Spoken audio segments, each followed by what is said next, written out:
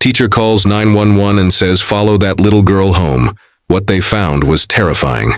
Before we dive into the story, drop a comment below and tell us where you're watching from. Enjoy the story. Ms. Olivia Carter's eyes swept across her second-grade classroom with the practiced precision of a 20-year veteran teacher.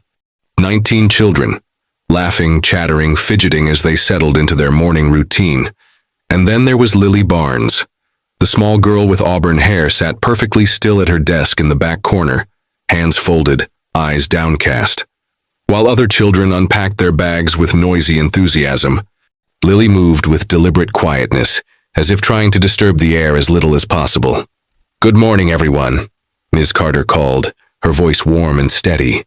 The classroom gradually quieted, except for Maxwell Jenkins, who continued whispering to his neighbor. "That includes you, Max," she added with a gentle smile. 19 faces looked up at her with various expressions of morning reluctance or enthusiasm. Lily's eyes rose too, but there was something different in them. Something that had been nagging at Ms. Carter for weeks now. Not defiance, not shyness, not even sadness exactly.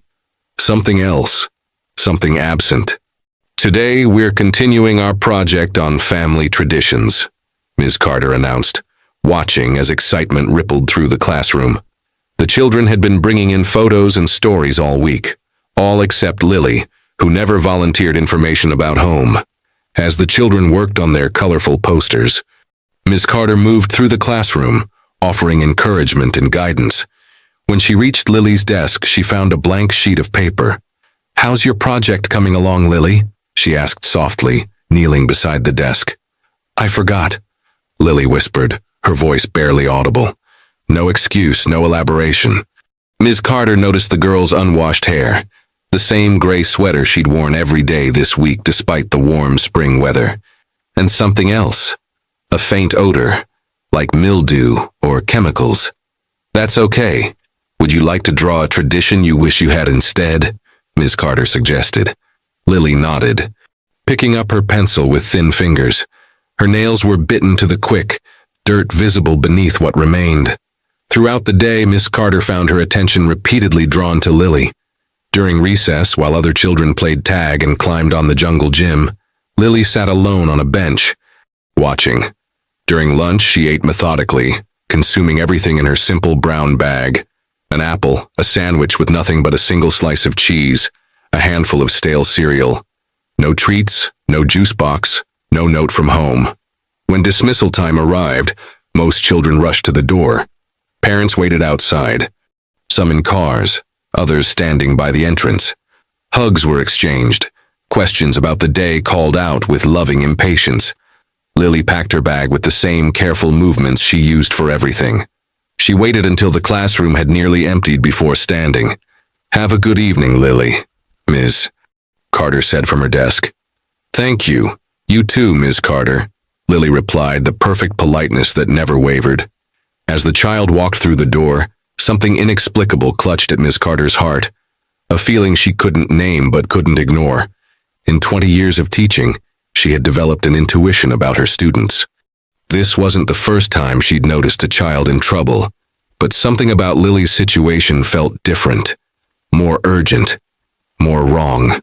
Standing at the window, Ms. Carter watched as Lily walked away from the school, a small figure with a too-heavy backpack, no parent waiting, no friend walking alongside.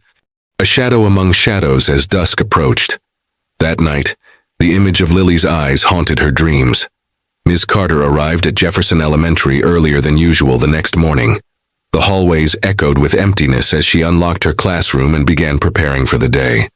Her sleep had been restless, filled with fragmented dreams of children's faces, and Lily's eyes, those hollow eyes that seemed to look through rather than at the world around her. Opening her desk drawer, she pulled out a worn leather journal.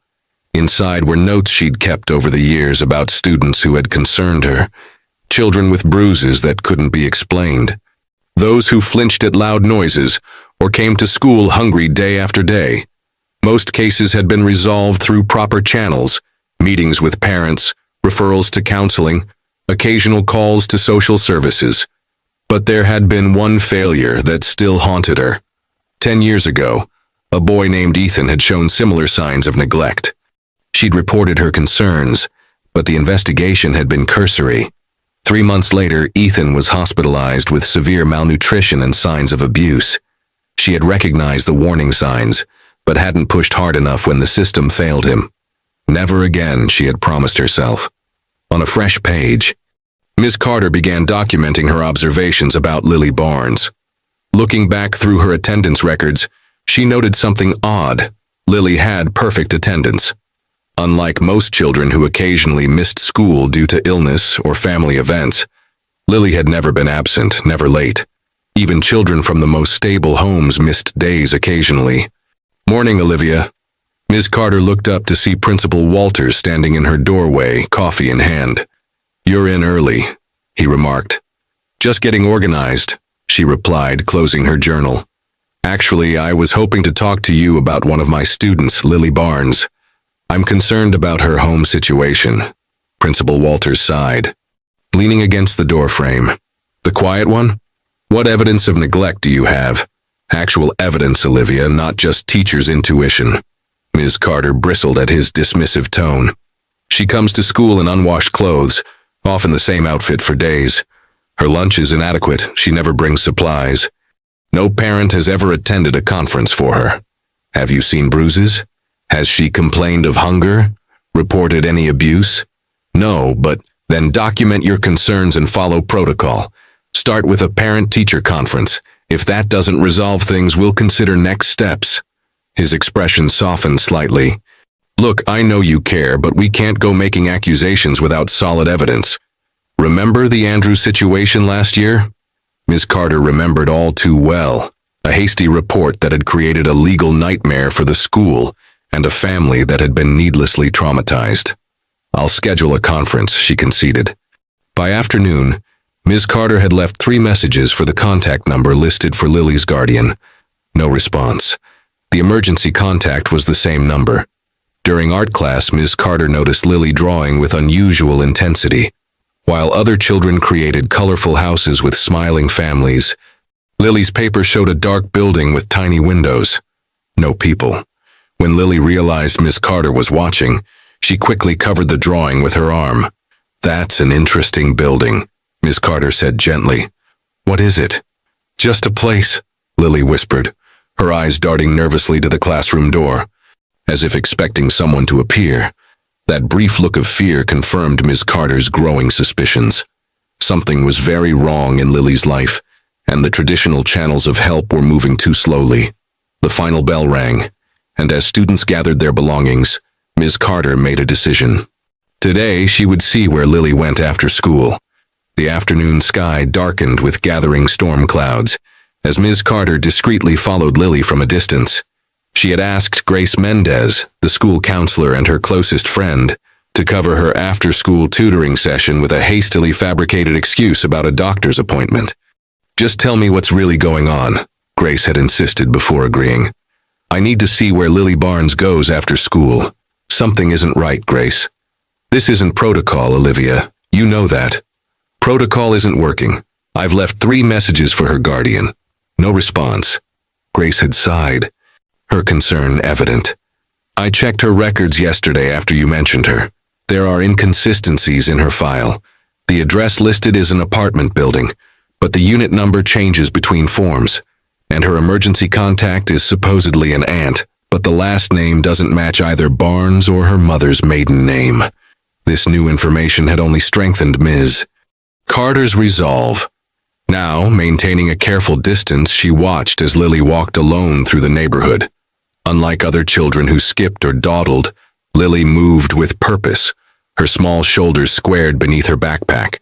She never looked back, never stopped to examine interesting sidewalk cracks or fallen leaves like typical 7-year-olds might. The first raindrops began to fall. Other children ran for cover or pulled out colorful umbrellas. Lily had no rain gear. She simply hunched her shoulders and continued walking as the rain soaked through her thin sweater. Ms. Carter's heart ached. She resisted the urge to approach the child to offer shelter. She needed to see the whole picture first. After 15 minutes, they reached a bustling intersection. Lily waited patiently for the crossing signal, then continued into a neighborhood Ms. Carter didn't recognize. Older homes, some well-maintained, others showing signs of neglect. 5 minutes later, minutes. The downpour began in earnest. Ms. Carter, sheltered under her umbrella, watched in dismay as Lily became thoroughly drenched. Still, the child never faltered in her determined march. After another 10 minutes, Lily stopped in front of a small, dilapidated house. The windows were dark, the yard overgrown. The child hesitated, then walked around to the side, disappearing from view. Ms. Carter approached cautiously, uncertain of what to do next. Should she knock on the front door, peek around the side where Lily had gone, call someone for help? Thunder rumbled overhead as she made her way to the side of the house. There she discovered a narrow path leading to a basement entrance. The door stood slightly ajar. "Lily?" she called softly, pushing the door open wider. No answer. Summoning her courage, Ms. Carter descended the damp concrete steps into the darkness below. The basement was cold and smelled strongly of mildew.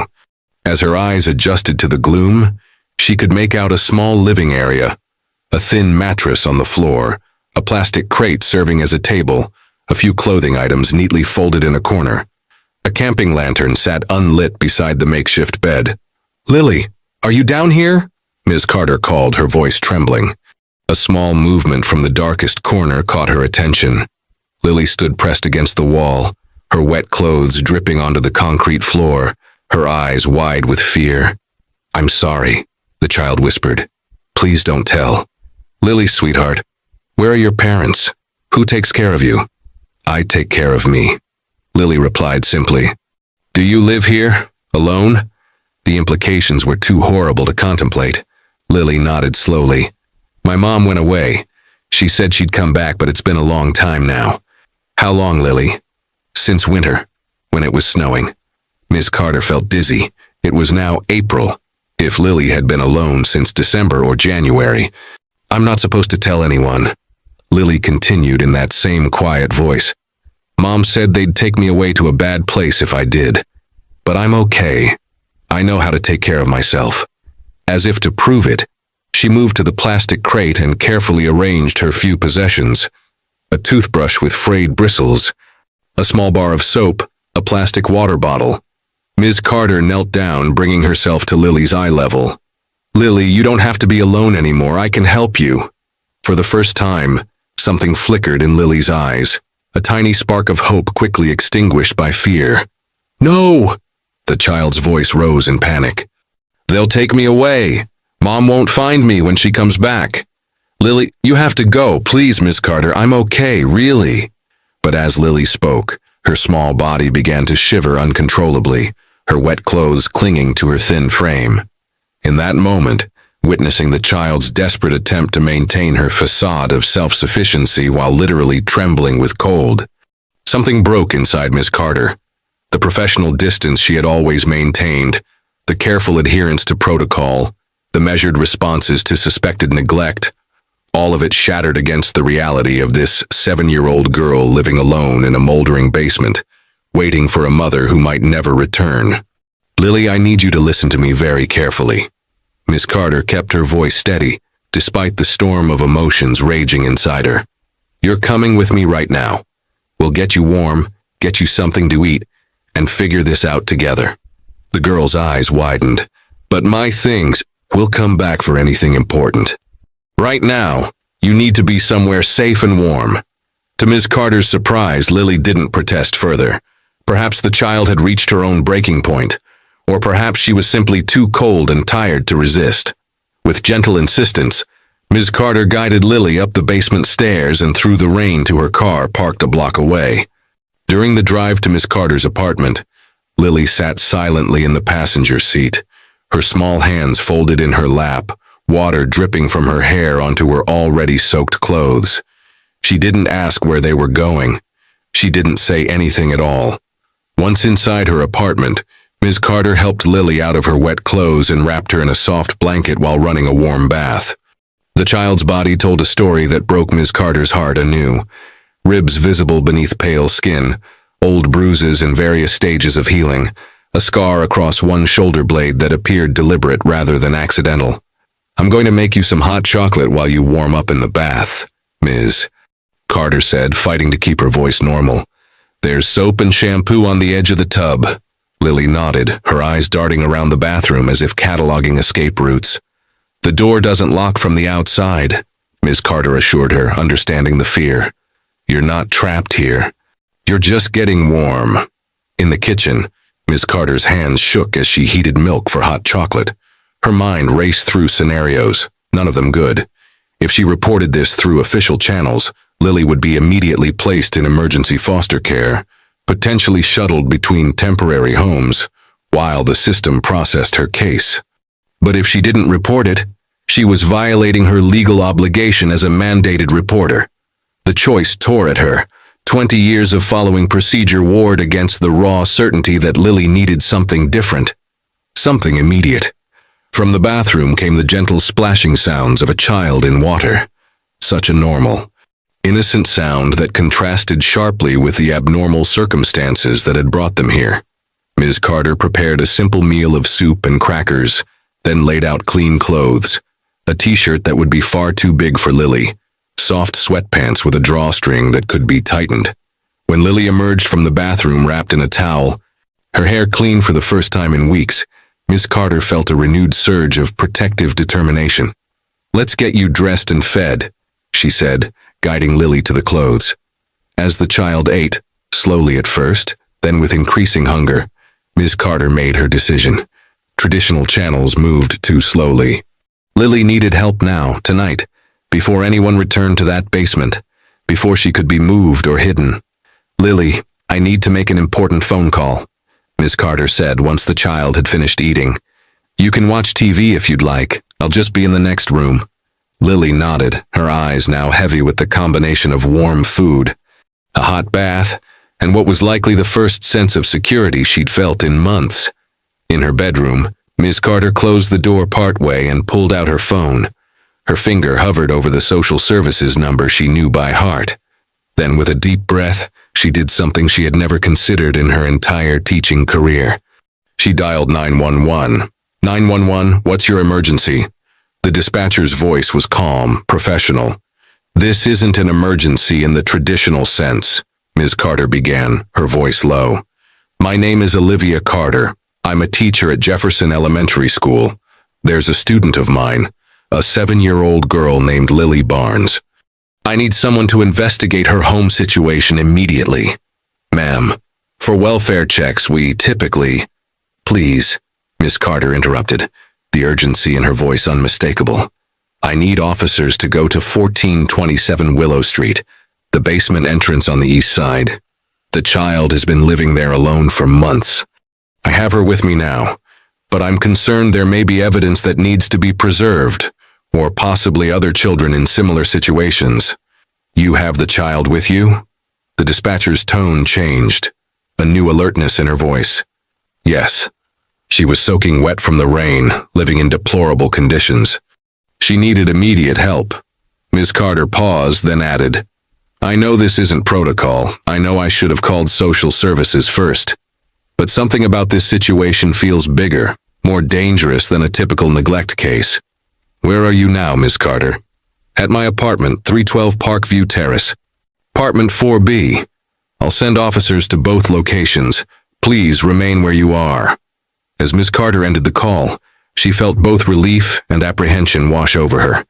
She had crossed a line, broken the careful procedures that had guided her professional life. But watching Lily now curled on her couch, clean and fed, beginning to drift toward the sleep her small body desperately needed, Ms. Carter knew she would make the same choice again without hesitation. Whatever consequences came, they would face them together. Officers James Mendoza and Sarah Chen sat in their unmarked police car, processing the unusual dispatch they'd just received. A teacher reporting a child living alone? Officer Chen frowned, scanning the notes on their dashboard computer. This isn't our usual call. Mendoza nodded, his weathered face thoughtful. Dispatcher said the teacher was insistent, something about evidence needing to be preserved. Address is 1427 Willow Street. Basement entrance on the east side, Chen read. Thompson and Rivera are heading to the teacher's apartment to check on the child. Let's go then. Mendoza started the engine. Teacher must have had a strong reason to go against protocol. 20 years on the force tells me to take that seriously. They drove in contemplative silence through neighborhoods that transitioned from well-maintained homes to increasingly neglected properties. Willow Street revealed a mix of single-family homes, many showing signs of economic struggle, peeling paint, sagging porches, overgrown yards. Number 1427, Chen pointed to a small gray house set back from the street. No lights shone from within, no car in the cracked driveway. Looks abandoned, Mendoza commented, parking their vehicle a few houses away. Let's approach carefully. Could be squatters or drug activity. The officers exited their car, alert but casual, appearing as ordinary visitors to any watching eyes. Years of experience had taught them that marked police cars and uniforms often sent suspects fleeing or evidence disappearing. Rain had eased to a drizzle as they walked past the front of the house, noting boarded windows and a no trespassing sign hanging askew on the front door. They continued around to the eastern side, where concrete steps led down to a basement entrance. Doors ajar, Chen observed, hand moving instinctively to her holstered weapon. Mendoza nodded and spoke quietly into his radio. Dispatch, Officers Mendoza and Chen at 1427 Willow Street. Approaching unsecured basement entrance now. Requesting backup to secure perimeter. Copy that, officers. Backup is en route. ETA 7 minutes. Chen pulled out her flashlight. Police. Anyone down there? She called down the stairwell. Silence answered. With practiced coordination, the officers descended the stairs, flashlights illuminating the dank space before them. The smell hit them first. Mildew, unwashed clothes, the unmistakable staleness of long-term habitation without proper ventilation. Jesus, Mendoza muttered as their lights revealed the makeshift living quarters. A thin mattress with a single blanket, a plastic crate serving as both table and storage, a camping lantern, and a bucket in the corner that appeared to serve as a toilet. Chen moved deeper into the space, her flashlight beam catching a small collection of school papers neatly stacked beside the mattress. Homework assignments, she said, voice tight with controlled anger. All completed, all with gold stars. Mendoza examined a corner where food items were carefully arranged. Crackers, cereal boxes, a few canned goods, all requiring minimal preparation. A gallon jug of water, nearly empty, sat nearby. Kid was organized, he noted grimly. Surviving. Chen's light passed over something that made her pause, a small backpack partially visible behind the mattress. James, look at this. Inside the backpack, they found children's clothing, some clean, some dirty, all folded with peculiar precision. A toothbrush worn to fraying, a hairbrush with broken bristles, and beneath these ordinary items, something unexpected, a carefully wrapped bundle secured with rubber bands. Chen gently unwrapped it to reveal a small notebook and a stack of official-looking documents. Birth certificate for Lily Barnes, she read, examining the top document. Born September 12, 2015. Mother listed as Meredith Barnes. Father unknown. She flipped through other papers. Medical records, immunization records, and this. She held up a document that made Mendoza lean in closer. Foster care placement agreement, he read. Dated October 17th last year. Placement with... He squinted at the signature. Rebecca Winters. The teacher said the child had been alone since winter, Chen reminded him. Something doesn't add up. Mendoza reached for his radio again. Dispatch. We need social services to send someone with access to foster care placement records. We need to verify information on a child named Lily Barnes, approximately 7 years old. Copy that, Officer Mendoza. I've notified social services. Chen had opened the notebook and was shining her light on pages filled with a child's careful handwriting. Day 43, she read aloud. Still waiting for Mom. It's getting colder. Found another blanket in the upstairs closet. Mrs. Winters hasn't come back either. Maybe they're together. She turned the page, her expression darkening. Day 61. The water wasn't working again. Had to use snow to brush my teeth.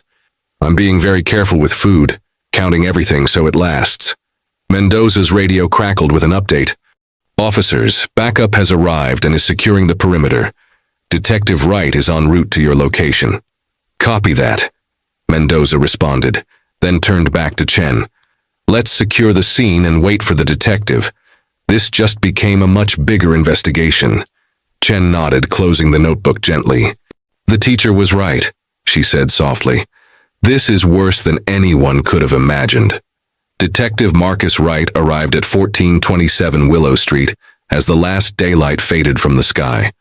Rain had given way to a damp chill that seemed to permeate the very walls of the dilapidated house. Crime scene technicians were already processing the basement, their cameras flashing intermittently like distant lightning. What do we have? Wright asked, accepting a pair of nitrile gloves from Officer Mendoza. 7-year-old girl named Lily Barnes, Mendoza reported, leading the detective down the basement steps. Appears to have been living here alone for months. Second-grade teacher found her today and took her to safety. Wright surveyed the space with practiced eyes that had seen too many scenes of human suffering. Parents? Mother's whereabouts unknown. Father unlisted on birth certificate.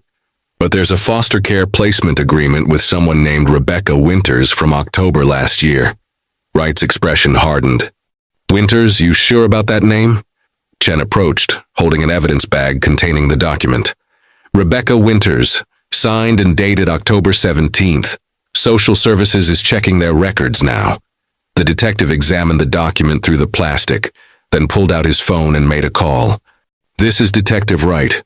I need everything we have on Rebecca Winters. Yes, that Rebecca Winters. No, a new case, but possibly connected. He ended the call and turned to the officers. Rebecca Winters was investigated last year for foster care fraud. We suspected she was collecting payments for children who weren't actually in her care, but we couldn't prove it. So she was receiving money for fostering Lily, Chen began, while the child was actually living here alone. Wright finished grimly. Question is, where's Winters now? And more importantly, where's the mother? A crime scene technician approached with another evidence bag. Detective, you'll want to see this. Found it taped underneath the plastic crate. Inside was a cell phone, old, prepaid, the kind that required no contract or identification to purchase. Let's get this to digital forensics immediately, Wright instructed. Priority analysis. As the technician departed, a commotion at the top of the stairs announced a new arrival. Detective Wright, a woman in her mid-40s with a social services ID badge, descended the steps. Dana Patel, Emergency Response Supervisor. I understand you have questions about a foster placement. Rebecca Winters, Wright confirmed. A placement of Lily Barnes, approximately 7 years old. Patel's expression shifted to one of professional concern. I checked our records on the way over. Rebecca Winters was indeed approved as a foster parent and had 3 placements last year, including a Lily Barnes. But all her placements were revoked in December when we couldn't locate her for a scheduled home visit. What happened to the children in her care? Chen asked. That's the concerning part, Patel admitted. 2 were successfully relocated to new foster homes, but Lily Barnes was reported as returned to mother on December 15th. According to Winters' final report, the mother's rehabilitation program was successfully completed and custody was restored. Was that verified? Wright's question carried an edge. Patel looked distinctly uncomfortable. It should have been. Protocol requires verification from the rehabilitation facility and a home visit within 72 hours. I'm checking for records of that follow-up now. Let me guess, Wright said tersely. Caseworker overload, staff shortages? Possibly, Patel acknowledged. But there's something else. The caseworker assigned to Lily's file was Thomas Garrett. He resigned abruptly in January. We've had difficulty locating him since. Wright exchanged glances with Mendoza and Chen. We need to find Garrett, and Winters, and Lily's mother. He turned to Patel. I need complete access to Lily's file, including all documentation related to the mother's alleged rehabilitation program. As they discussed next steps, a crime scene technician called from the back of the basement. Detective, there's something you should see here. Behind a water-damaged section of drywall, they discovered a hidden alcove. Inside was a child's backpack different from the one they'd already documented. This one contained clothes for an older child, a handheld video game console with dead batteries, and a school ID card for Jefferson Elementary. Aaron Mitchell, Wright read from the card, 5th grade. There's another child? Chen asked, the implication hanging heavy in the damp air. Officer Chen, Wright said with quiet urgency.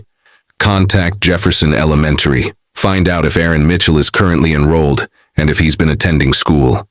As Chen stepped away to make the call, Wright stared at the small collection of belongings that suggested a second child might be connected to this place.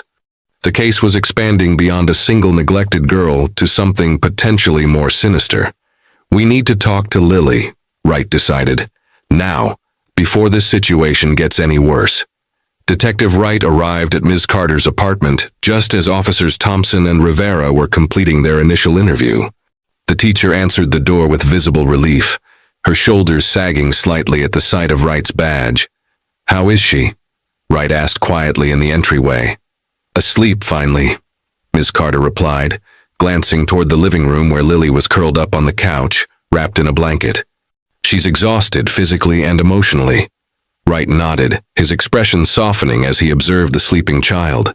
20 years investigating the darkest human behaviors had not diminished his capacity for compassion.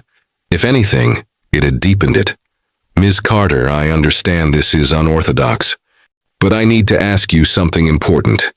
Why did you call 911 instead of social services? The teacher's eyes met his directly.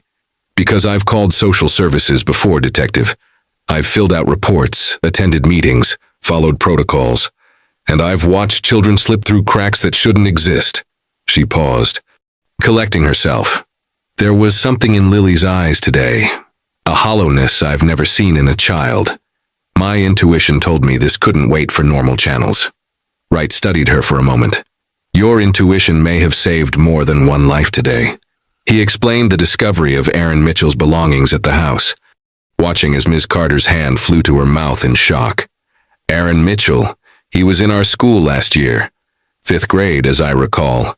Quiet boy, much like Lily. He transferred out mid-year. Her brow furrowed. At least that's what we were told. By whom? I'm not certain. An announcement was made that he'd moved to another district. I never questioned it. The guilt in her voice was palpable. Wright guided her to the kitchen table, away from the sleeping child. Ms. Carter, we found something else at the house. Documents suggesting Lily was in foster care with a woman named Rebecca Winters, then supposedly reunited with her mother in December. That's impossible, Ms. Carter interrupted. Lily's been in my class since September. She never mentioned foster care, and there was never any change in her guardianship in our records. Wright placed a digital tablet on the table, bringing up a photo of the foster care placement document. This was signed in October. Does the signature look familiar? Ms. Carter leaned forward, studying the image.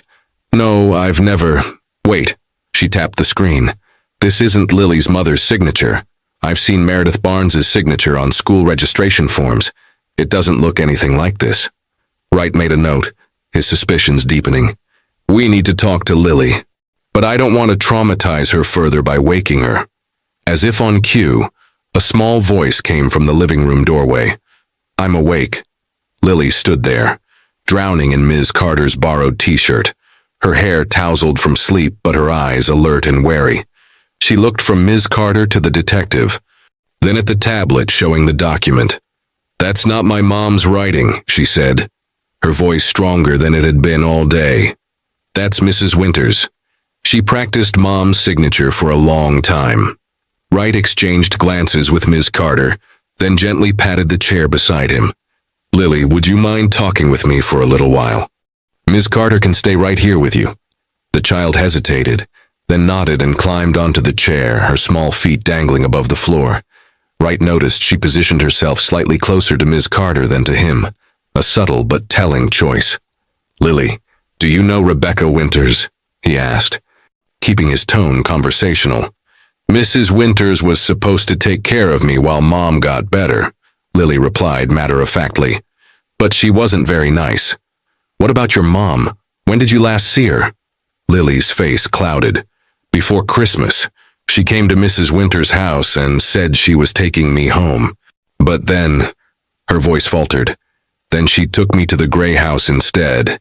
She said she had to go away for a little while, but she'd come back with presents. And she didn't come back? Wright prompted gently. Lily shook her head. She left food and money, but the money ran out and then the water stopped working. Carter reached over and took Lily's hand, her eyes glistening with unshed tears. Lily, Wright continued carefully, we found another backpack at the house. It belonged to a boy named Aaron. Do you know him? Something changed in Lily's expression, a flash of recognition quickly suppressed. No. Wright, experienced in reading even the most guarded witnesses, recognized the lie immediately. It's okay if you do, Lily. You're not in trouble. We just want to make sure Aaron is safe, like you are now. Lily's eyes darted to Ms. Carter, seeking reassurance. The teacher nodded encouragingly. He was there before me, Lily finally whispered. But he left. When did he leave? Wright asked, keeping his voice calm despite the urgency he felt. After the men came. Lily's voice had dropped so low they could barely hear her. They came at night. Aaron told me to hide and be very quiet. So I did. In the special place behind the wall. Wright felt a chill that had nothing to do with the room's temperature. What men, Lily? Do you remember what they looked like? Lily shook her head. It was dark, but one of them called the other one Doc. Aaron went with them. He said he had to, or they would find me too. Detective Wright maintained a calm exterior despite the alarm bells ringing in his mind. A child called Doc, taking another child in the night. This had escalated from neglect to something potentially far more sinister. Lily, you did the right thing telling us about Aaron, he said gently. When did this happen, do you remember? The girl's brow furrowed in concentration. It was still really cold. There was snow. After my birthday. That would be January or February, Ms. Carter offered quietly. Lily nodded. Aaron left his backpack.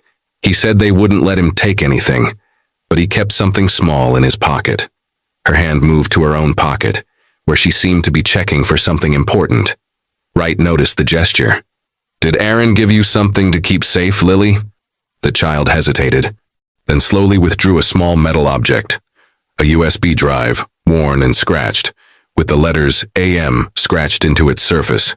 He said not to show anyone, that it was dangerous, that I should hide it until he came back, or... She trailed off. Or until someone came looking for him, Wright suggested. Right. Lily nodded, reluctantly placing the drive on the table. Is Aaron in trouble? No, Lily.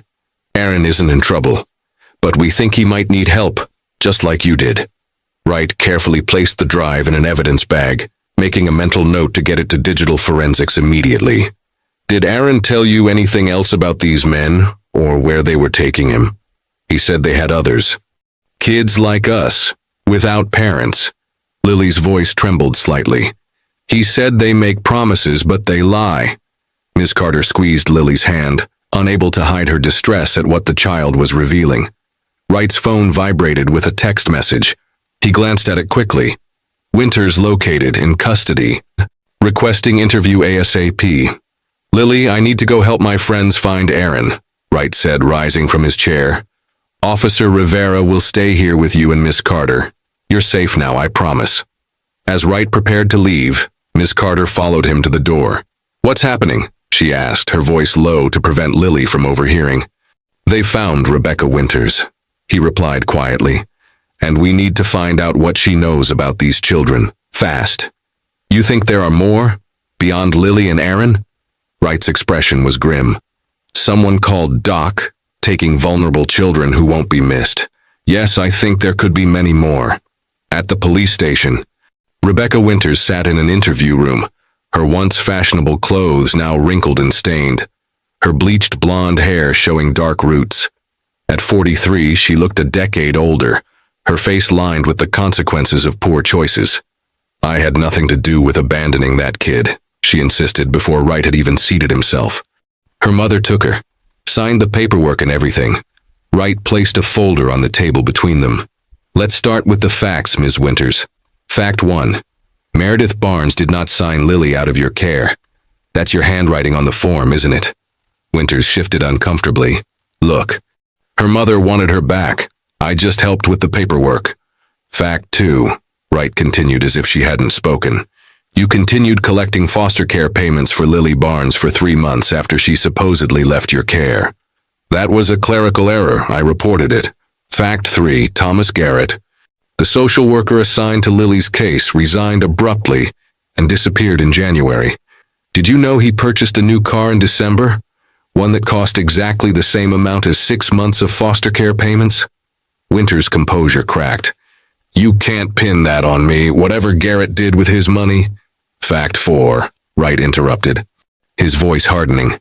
We found Aaron Mitchell's belongings at the same house where Lily was abandoned. Aaron was also in your care, wasn't he? Yet there's no record of him being officially placed with you. Sweat beaded on Winters' forehead. I don't know what you're talking about.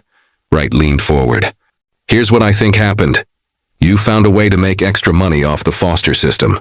Children assigned to your care who existed only on paper. Fake placements, real payments, with Garrett helping to cover your tracks. But then someone offered you even more money. For the actual children. No! Winters' denial was too forceful.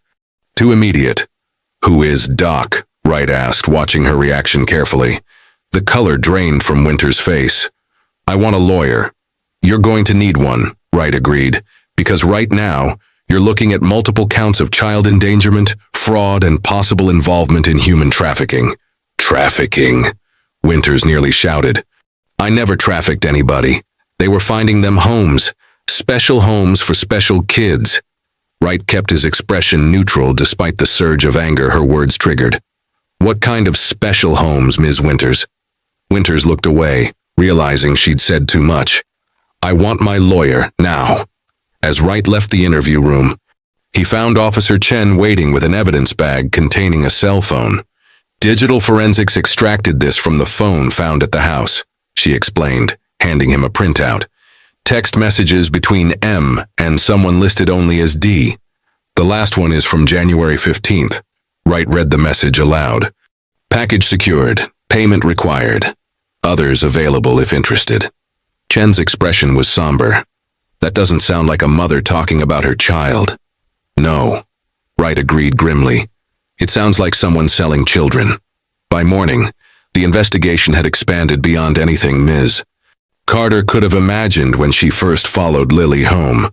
Her apartment had become an impromptu command center, with social worker Amara Wilson now seated at her kitchen table, gently interviewing Lily about her experiences. Detective Wright had called an hour earlier with an update. Rebecca Winters had finally started talking, after her lawyer negotiated limited immunity for certain charges. The information she provided had been disturbing enough that Wright had immediately ordered protective surveillance for both Lily and Ms. Carter. Lily, you're doing so well, Amara said, her voice warm and encouraging. I just have a few more questions, if that's okay? The child nodded, more animated than she had been the previous day. A night of actual rest in safety had brought color to her cheeks and a new alertness to her eyes. Did you ever meet any other children while you were with Mrs. Winters? Before Aaron? Lily's small fingers traced patterns on the table. There was a girl named Emma, she was older than me, and a boy called Zach who didn't talk much. Amara made a note. Do you know where they went? Mrs. Winters said they found forever homes. Lily frowned slightly, but Aaron said that was a lie. He said nobody wanted older kids unless there was something special about them. Special how? Amara prompted gently. I don't know. But Aaron was really good at math and computers. He could fix Mrs. Winters' laptop when it broke. Lily glanced toward the living room where Officer Rivera was stationed. Is Aaron okay? Did you find him? The question hung in the air, uncomfortable in its directness and impossible to answer truthfully. Ms. Carter, who had been quietly preparing lunch in the kitchen, found herself holding her breath. We're looking for him, sweetie, Amara replied, the careful evasion clear to the adults but apparently satisfactory to Lily. A knock at the door brought Officer Rivera to immediate alertness. She checked the peephole, then relaxed slightly, opening the door to admit Detective Wright and another man, Ms. Carter didn't recognize. Ms. Carter, this is Agent Paul Dawson with the FBI's Human Trafficking Task Force. Wright introduced them. Agent Dawson has been tracking a group we believe may be connected to Aaron Mitchell's disappearance. The FBI's involvement confirmed what Ms. Carter had begun to suspect. This case extended far beyond a single neglected child. She shook the agent's hand, noting his tired eyes and the grim set of his mouth. "We need to talk privately," Dawson said, glancing meaningfully toward Lily. Ms. Carter nodded. "Lily, would you like to watch a movie in my bedroom? I have some Disney films on my tablet." Once Lily was settled with headphones and Moana playing, the adults gathered in the living room, speaking in low, urgent voices. The USB drive Lily gave us contained encrypted files. Wright began without preamble. "Our tech team managed to crack the first layer of security. They found a list of names, 23 children, ages 6 to 13. Aaron had been documenting kids who passed through Winter's care and where they ended up. Which was where?" "Exactly?" Ms. Carter asked, dreading the answer. Agent Dawson took over. "We believe they were funneled into what presents itself as an exclusive private academy called the Athena Institute. It markets itself to wealthy families as a specialized school for gifted children, particularly those with aptitudes in mathematics, music, or language acquisition. But it's not actually a school," Amara stated rather than asked. "Oh, it's a school," Dawson replied grimly, "just not one any parent would knowingly send their child to if they understood what happens there. We've been investigating the institute for 14 months, but haven't been able to get inside. They're extraordinarily security conscious and well-connected politically. What exactly are they doing with these children?" Ms. Carter asked, her protective instincts flaring. Wright and Dawson exchanged glances. "We're not entirely certain," the detective admitted. "But based on the backgrounds of the staff we've identified, it appears to be some form of research facility focused on cognitive development. They're experimenting on kids," Officer Rivera said bluntly, voicing what the others had been dancing around. "We believe so, yes," Dawson confirmed.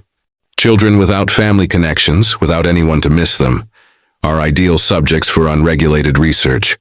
Rebecca Winters was what we call a spotter, someone who identifies potential subjects with desirable characteristics. And Aaron?" Ms. Carter prompted. "Aaron Mitchell demonstrated exceptional mathematical abilities according to his school records," Wright explained. "When his mother died of a drug overdose last year, he became a ward of the state, and a perfect candidate for whatever the Institute is doing." "But why was he with Lily, at that house?" Amara asked, reviewing her notes. "We believe Winters was using the house as a temporary holding location," Dawson replied. "According to what she's told us so far, children would stay there while final arrangements were made with the Institute. Payment would be delivered, documentation forged, and the children transported." "And Lily?"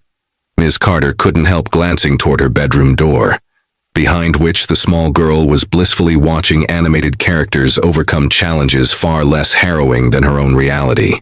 "Lily wasn't selected," Wright said simply.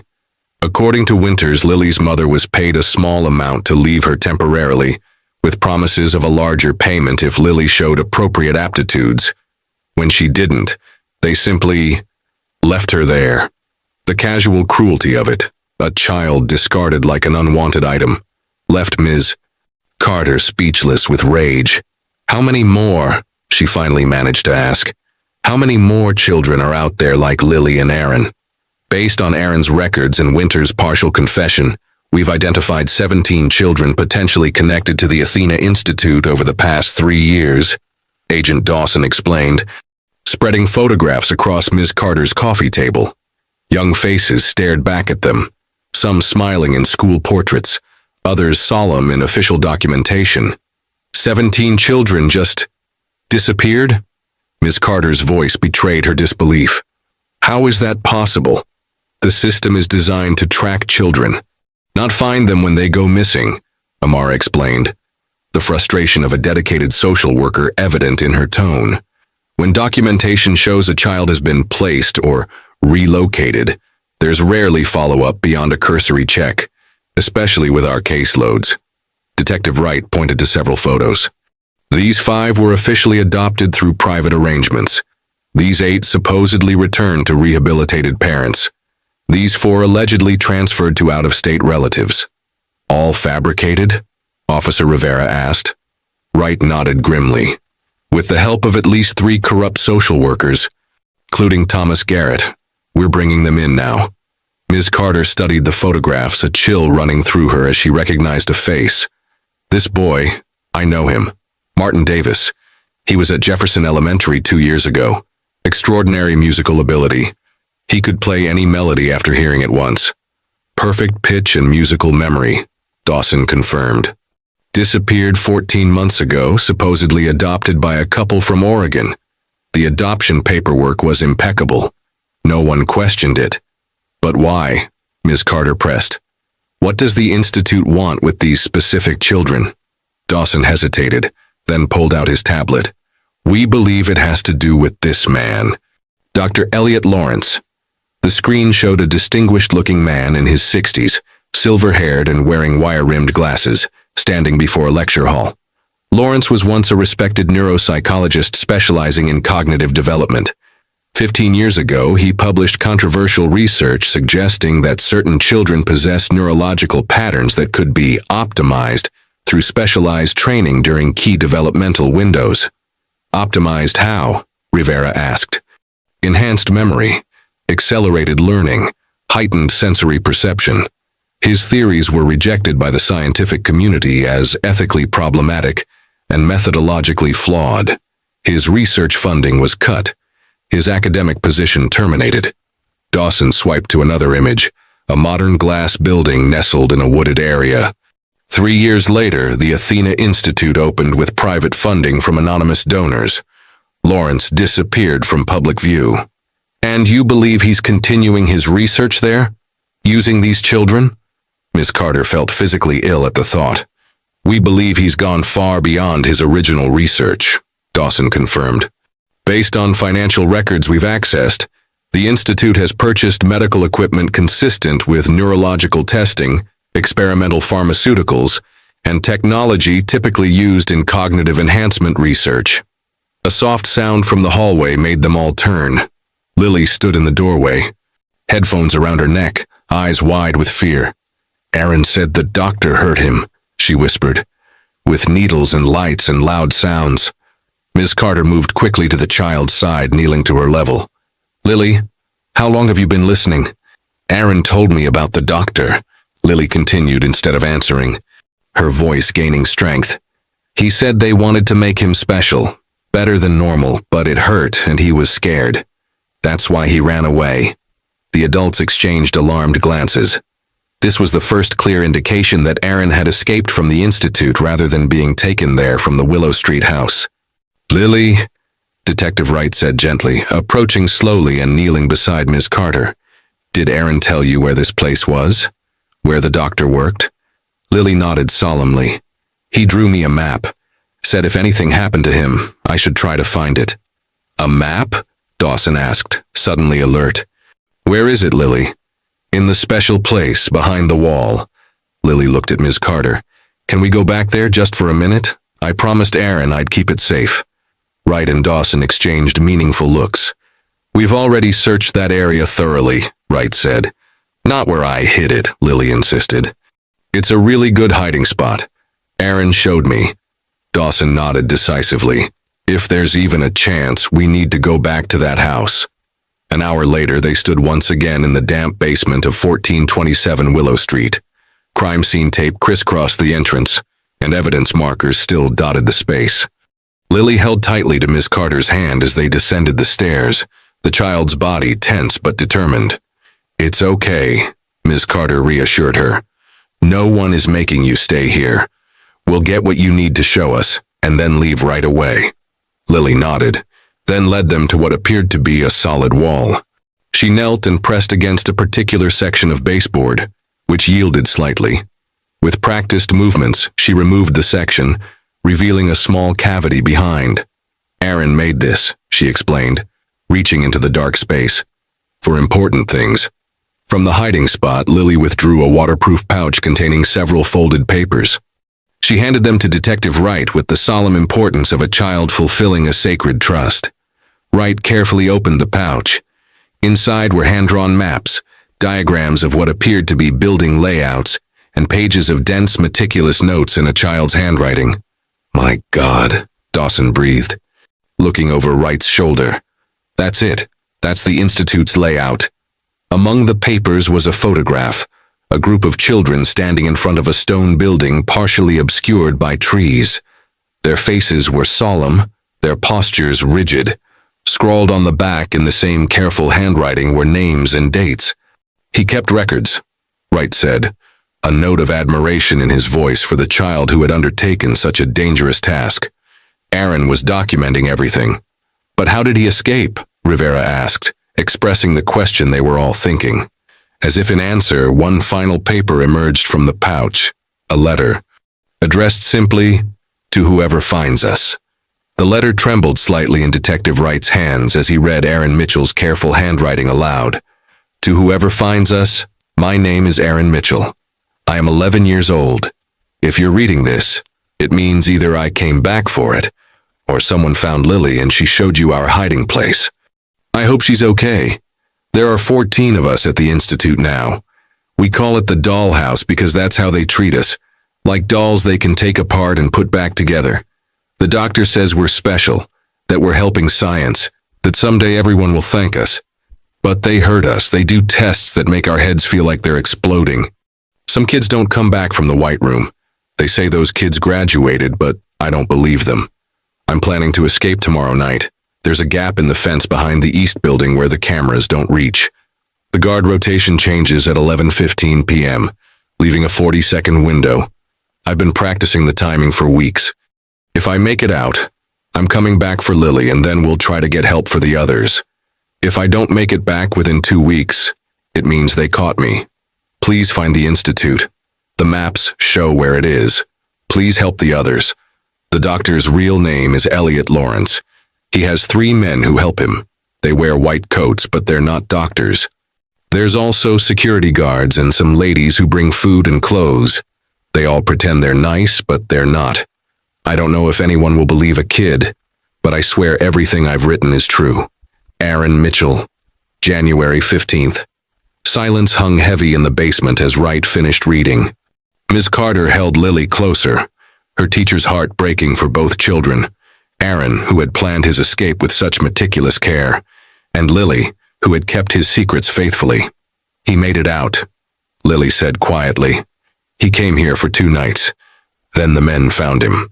Agent Dawson knelt to Lily's eye level. "Lily, this is very important. Did Aaron say anything about where the Institute is located? Anything that's not in these maps?" Lily's brow furrowed in concentration.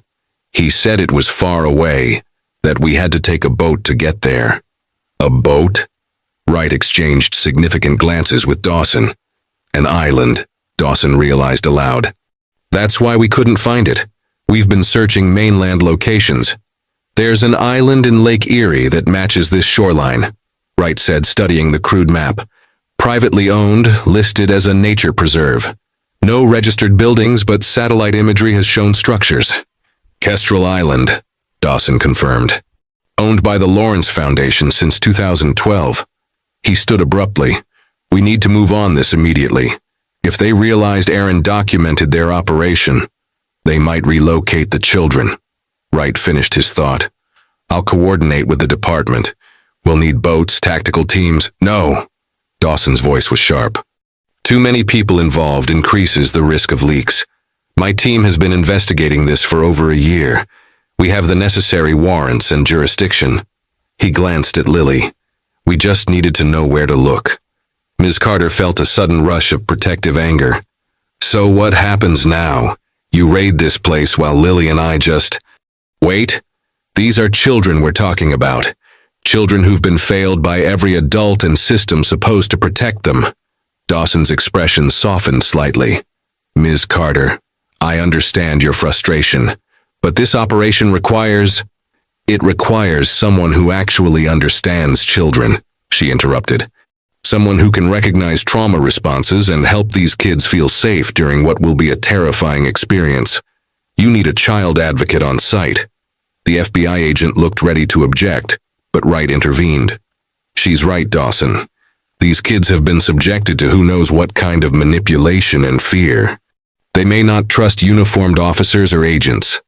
After a tense moment, Dawson nodded reluctantly. We can arrange for a child psychologist to be on standby. I want Ms. Carter. Lily spoke up suddenly, her voice stronger than they'd ever heard it. She helps scared kids, that's her job. The adult stared at the small, determined child who had survived abandonment and isolation through sheer will and intelligence. Please, Lily continued. Aaron would trust her. I know it. Dawson seemed about to refuse when his phone buzzed. He checked the message, his expression darkening. We've got movement at the Institute. Satellite imagery shows vehicles being loaded. They're evacuating. They know, Wright said grimly. Someone tipped them off about Winter's arrest. A moment of tense calculation passed over Dawson's face before he made his decision. Ms. Carter, how quickly can you pack an overnight bag? 3 hours later. Ms. Carter found herself on a Coast Guard vessel, cutting through the choppy waters of Lake Erie as dusk settled over the horizon. Lily had been safely placed with Amara Wilson at a secure location, promising to be brave while Ms. Carter went to help Aaron and the others. The operation had come together with remarkable speed. Agent Dawson's team already had the necessary warrants, requiring only a location adjustment to target Kestrel Island instead of mainland facilities. Coast Guard support had been secured through federal channels, bypassing potential leaks at the local level. Detective Wright stood beside her at the railing, both of them wearing tactical vests that seemed absurdly large on her teacher's frame. Having second thoughts? He asked, noting her white-knuckled grip on the railing. About helping those children? Not for a second, she replied honestly. About my sanity in volunteering to join an FBI raid? Absolutely.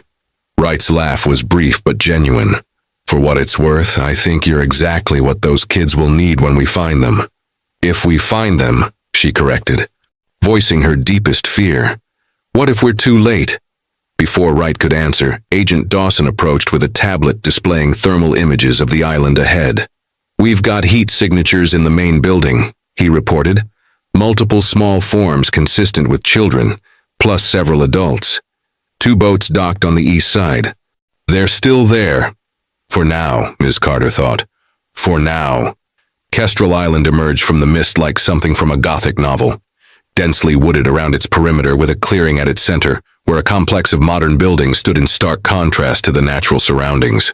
Their sleek glass and steel facades reflected the last rays of sunset as the tactical team prepared for landfall. Ms. Carter had been briefed on the approach. 2 teams would secure the perimeter, while a third, including herself and Agent Dawson, would enter the main building. Detective Wright would coordinate with Coast Guard units to prevent any boats from leaving the island. Remember, Dawson instructed as they prepared to disembark.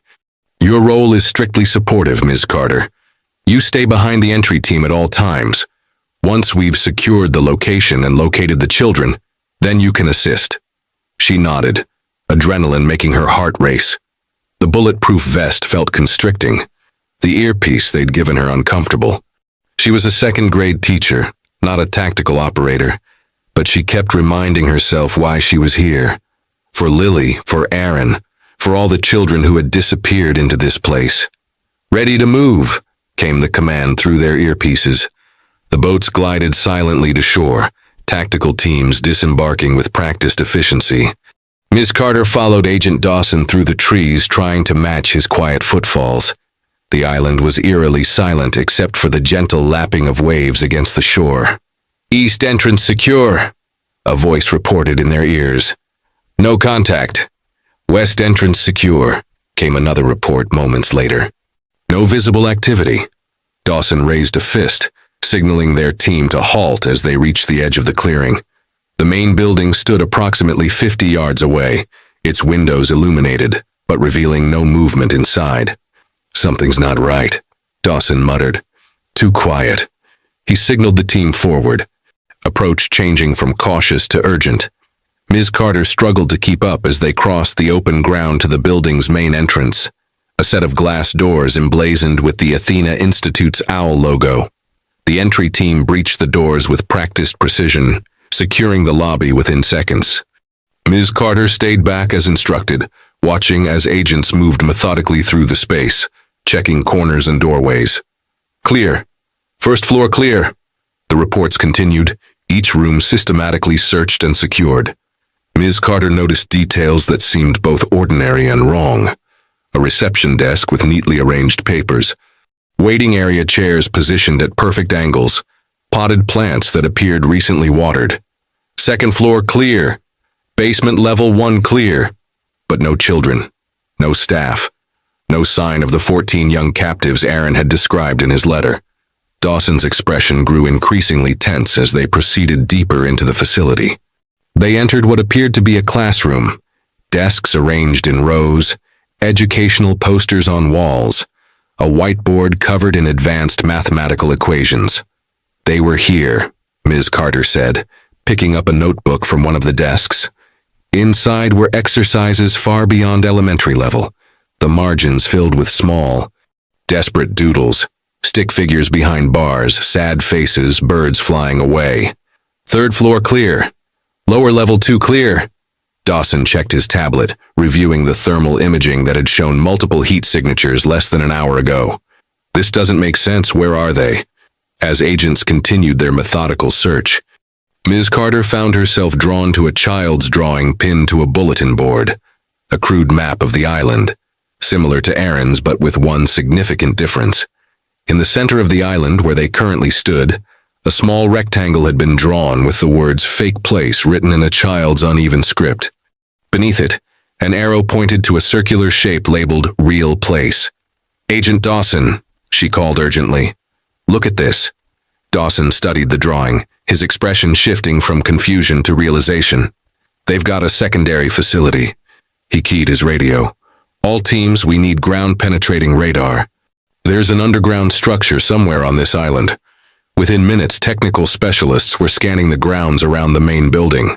Ms. Carter watched in growing apprehension as their equipment registered something beneath the manicured lawn. "There," a technician confirmed, pointing to a digital readout. "Large subterranean space, approximately 30 feet down, extends well beyond this building's footprint."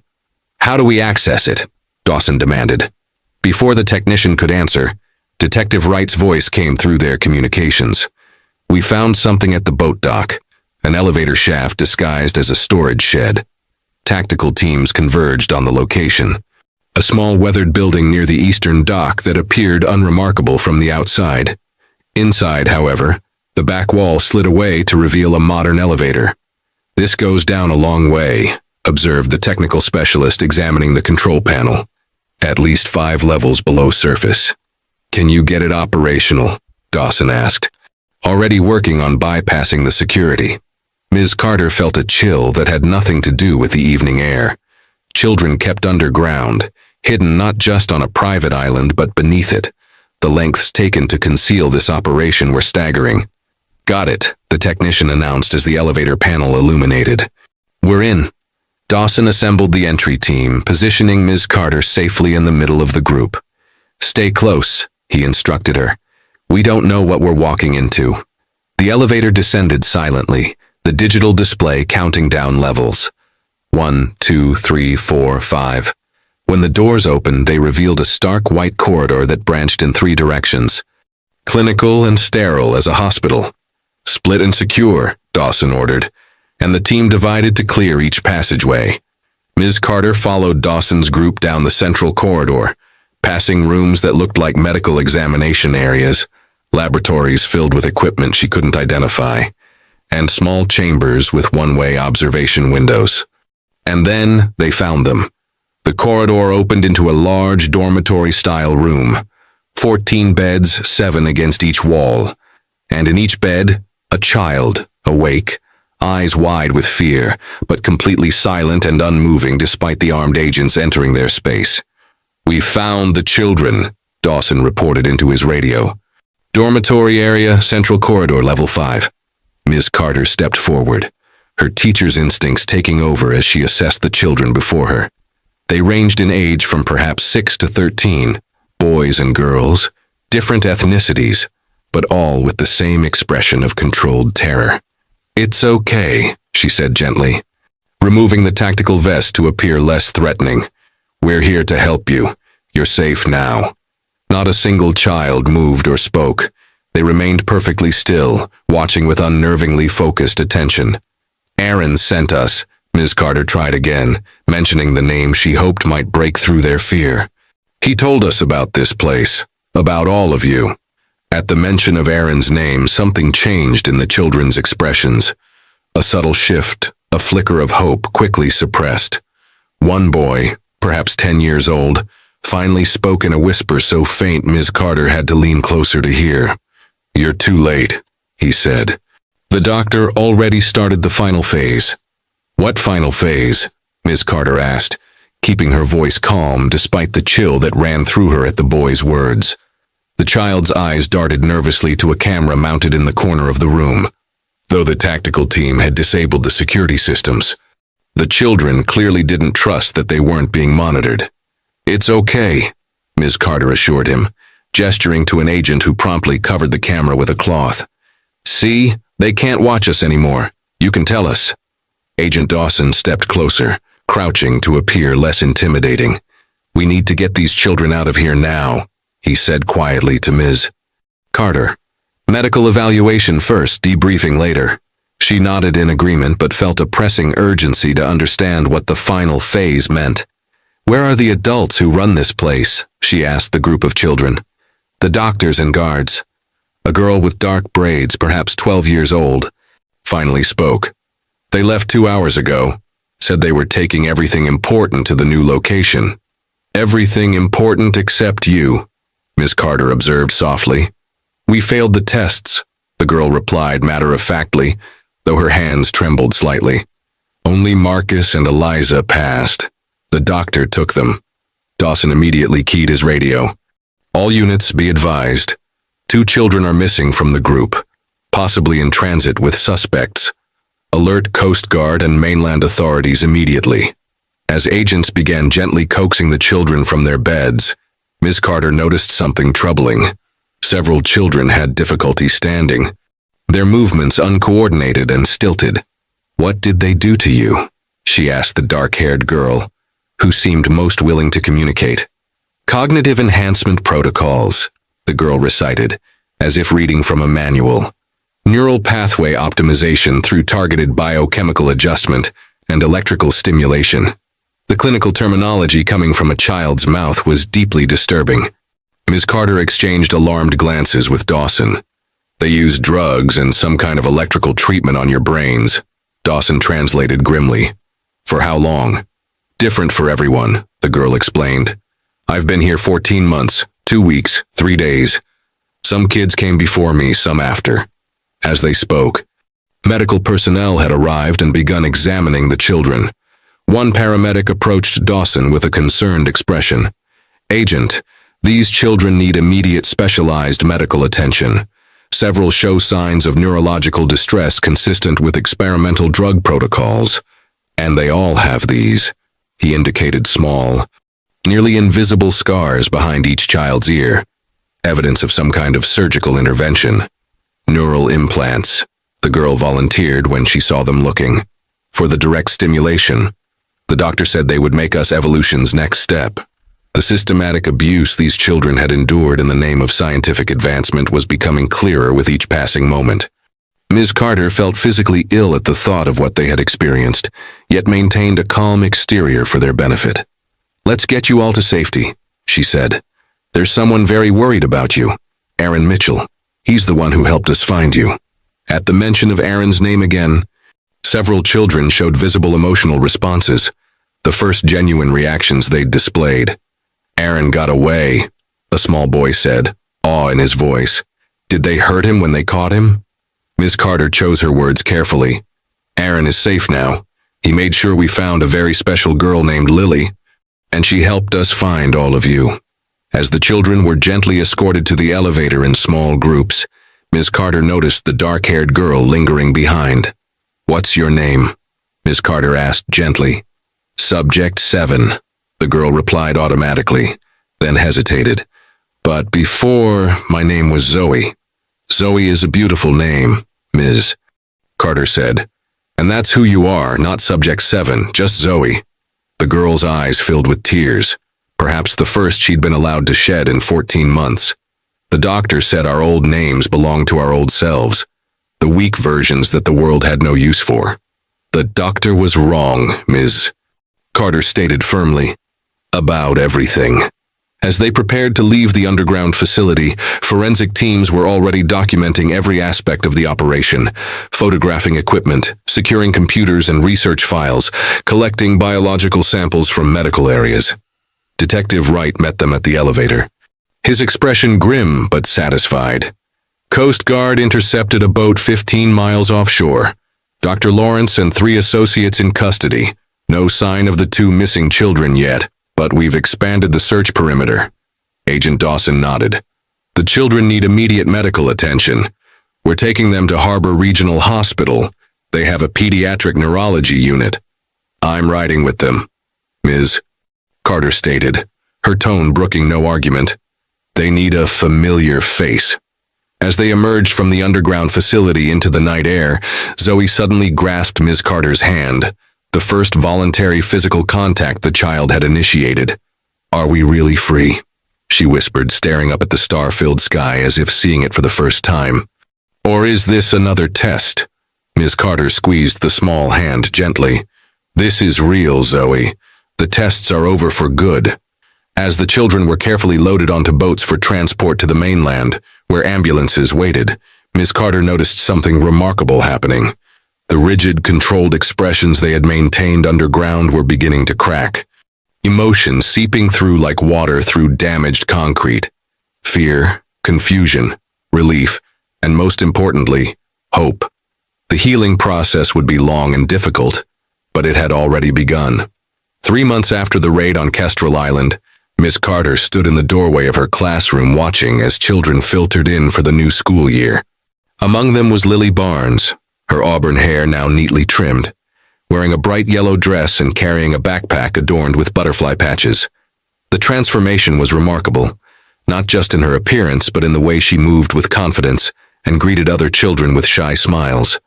"Good morning, Ms. Carter," Lily called, her voice carrying across the room without hesitation.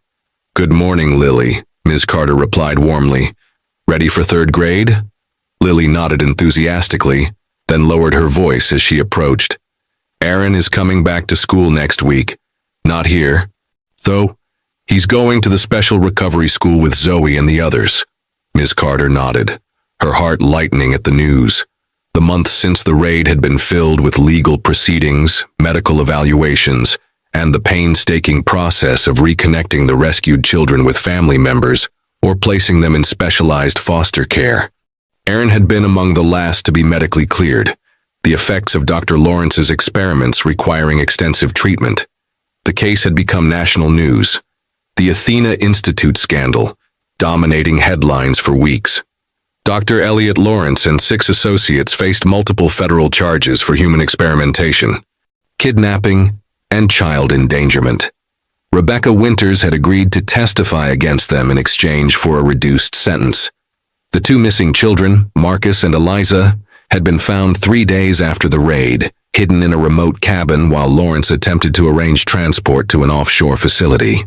Most importantly, a comprehensive review of the child welfare system had been initiated at both state and federal levels, with new protocols being developed specifically to prevent similar cases from occurring again. The Carter Protocol, as it was informally known, required multiple verification points and in-person wellness checks for any child-changing placement within the system. The classroom filled with the ordinary chaos of a new school year, excited chatter, new supplies being organized, friendships being renewed or formed. Amid it all, Ms. Carter couldn't help but reflect on how dramatically her life had changed since that rainy day when she'd followed Lily home. "Ms. Carter." Principal Walters appeared in her doorway, his demeanor notably different from the dismissive administrator who had once brushed aside her concerns. "The superintendent is here." She'd like a word before the first bell. In the principal's office, Superintendent Garcia greeted Miss Carter with genuine respect. The State Education Board has approved our proposal for the Student Safety Initiative, she announced without preamble. You'll be heading the pilot program, training teachers across the district to recognize and respond to signs of child endangerment. The program will be implemented statewide next year if our results are positive. That's wonderful news, Ms. Carter responded, thinking of all the children who might be helped by more observant, proactive educators. There's more, Garcia continued. The FBI's Crimes Against Children Division has requested your consultation on developing training materials for law enforcement. Agent Dawson was quite insistent about your involvement. The recognition was gratifying, but Ms. Carter's thoughts were drawn back to her classroom, to Lily and the other children who needed stability and safety more than she needed accolades. I'm honored, she said carefully, but my priority remains teaching. Any consultation work would need to be scheduled around my classroom responsibilities. Garcia smiled knowingly. We anticipated that response. The board has approved funding for a full-time teaching assistant for your classroom to support you when consultation duties require your attention. Back in her classroom, as the first bell rang, Ms. Carter called her students to attention. 23 young faces looked up at her expectantly, including Lily's, bright with anticipation for what the year would bring. Welcome to third grade, Ms. Carter began. This year we're going to learn many important things, mathematics and science, reading and writing, but we're also going to learn something equally important, how to see each other, truly see each other, and how to speak up when someone needs help. As she spoke, she noticed Detective Wright passing by her classroom window, giving a subtle nod of acknowledgement. He was at the school to give a presentation to the fifth graders about community safety, another element of the expanded awareness initiative spawned by the Athena Institute case. Later that afternoon, as students worked on their first assignment, Ms. Carter received a text message from Amara Wilson. Adoption papers approved for Lily. The Myers family will finalize next month. She'll get to stay at Jefferson Elementary. The Myers family, a kind-hearted couple who had been specially trained to support a child with Lily's traumatic background, had been fostering her since shortly after the rescue. Their decision to adopt permanently would provide the stability Lily so desperately needed. As for the other children rescued from the Institute, their journeys toward healing continued at various paces. Some, like Zoe, had been reunited with family members who had been searching for them for months or years. Others had been placed in specialized therapeutic foster homes. All received ongoing medical care to address the physical and neurological effects of Dr. Lawrence's experiments, along with intensive psychological support. The most remarkable development had been the children's determination to help each other. Despite everything they had endured, or perhaps because of it, they had formed bonds that transcended ordinary friendship. They communicated regularly through supervised video calls, offering each other understanding that even the most compassionate adults couldn't fully provide. As the school day ended and children gathered their belongings, Lily approached Miss Carter's desk with a small, neatly wrapped package. "This is for you," she said, her voice clear and confident, a far cry from the whisper that had once been her only means of communication. Inside the simple wrapping was a handmade card, decorated with colorful stickers and careful lettering. It read, "Thank you for hearing me when I didn't say anything." Miss Carter felt her eyes filling with tears as she hugged the child who had changed not only her own life, but the lives of so many others through the ripple effects of one teacher's decision to look deeper, to question, to act. "I'll always hear you. Lily," she promised. "Always." 1 year to the day after Ms. Carter had first followed Lily home, Jefferson Elementary's auditorium was filled to capacity. Parents, teachers, law enforcement officials, social workers, and media representatives gathered for the official launch of the Child Advocacy Network, a groundbreaking partnership between educational, legal, and social service agencies designed to protect vulnerable children through enhanced communication and accountability. At the center of it all, somewhat uncomfortably, sat Ms. Olivia Carter. "I never sought recognition," she whispered to Detective Wright, who was seated beside her on the stage. "I was just doing what anyone would do." "That's where you're wrong," Wright replied quietly. Most people wouldn't have noticed. Most people wouldn't have acted. That's why we're all here today. On stage, Superintendent Garcia was concluding her opening remarks. And so it is my great honor to introduce the woman whose courage and compassion have transformed how we protect our most vulnerable children. Please welcome Ms. Olivia Carter. The applause was thunderous as Ms. Carter approached the podium, her notes clutched tightly in trembling hands. Public speaking had never been her strength. She preferred the intimate setting of a classroom to addressing hundreds.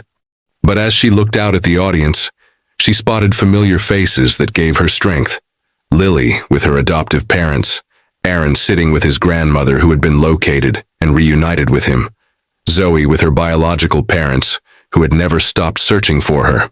1 year ago, Ms. Carter began, her voice growing steadier with each word. I made a decision that went against every protocol I had been taught to follow. I followed a student home because something in her eyes told me she needed help. What I found led to the discovery of a systematic failure to protect children who had no one to speak for them. She paused, looking at the row where the rescued children sat together. But this story isn't about my decision. It's about what happened before, how these children fell through the cracks of systems designed to protect them. And it's about what happens next, how we ensure no child experiences what they endured. Ms. Carter gestured to the banner behind her displaying the new network's motto, See, Speak, Act. We must truly see children, not just look at them, but see them. Notice their silences as well as their words. Recognize the messages they send through behavior when language fails them. We must speak for them when they cannot speak for themselves. And we must act promptly and decisively when their safety is at risk. As she continued outlining the new initiative's key components, Ms. Carter watched the faces of the children who had survived the Athena Institute. Their expressions reflected a complex mixture of emotions, lingering trauma, yes, but also growing strength, determination, and hope. When she concluded her remarks, something unexpected happened. Aaron Mitchell stood up, followed by Zoe, then Lily. And one by one, all 14 rescued children rose to their feet. Aaron stepped forward to the microphone. My name is Aaron Mitchell, he began, his voice steady despite the enormity of addressing such a large audience. Last year, I was Subject 9 at the Athena Institute. Today, I'm a 7th grade student who loves math and wants to become a computer security expert. He looked directly at Ms. Carter.